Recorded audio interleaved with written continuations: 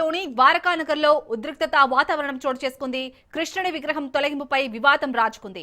విగ్రహం కదిలిస్తే ఊరుకోమంటూ హిందూ సంఘాలు హెచ్చరించారు. అధికారులను హిందూ సంఘాల నేతలు అడ్డుకున్నారు. విగ్రహం తొలగించాలని కోర్టులో పిటిషన్ దాఖలు చేశారు. కోర్టు ఆదేశాలతో అధికారులు విగ్రహం తొలగింపు పనులు చేపట్టారు.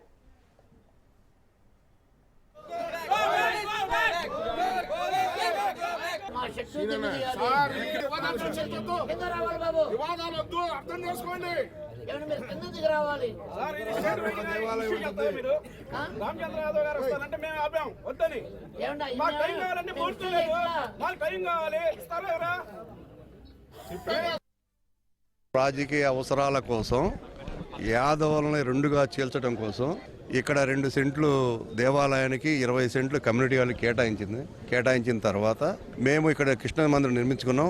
అదే ఆర్కే గారు వేరే వ్యక్తితో కేసు వేయించి ఆ విషయం ఇక్కడ ఎవరికి తెలియకుండానే ఆ కేసు కోర్టులోకి వెళ్ళింది. వెళ్ళిన తర్వాత కోర్టు వారు దానికి డిసిషన్ తీసుకున్నారు. దాన్ని మేము సహకరించాం. వాళ్ళకి వాదాలు ఏం లేదండి, వాదం ఏం లేదు. గత ప్రభుత్వం స్థలం కేటాయించింది 2 సెంట్ల స్థలం.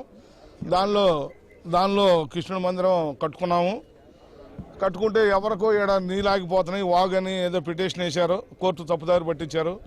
కోర్టు తీసుకున్న డిసిషన్కి మేము గౌరవించి కాకపోతే కొన్ని విధానాలు చెప్పుకుంటానికి వచ్చాము.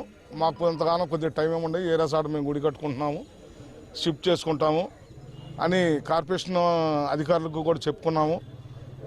కోర్టుకు కూడా వాళ్ళు తెలియపరచుకోమని చెప్పాము. రాజకీయ అవసరాల కోసం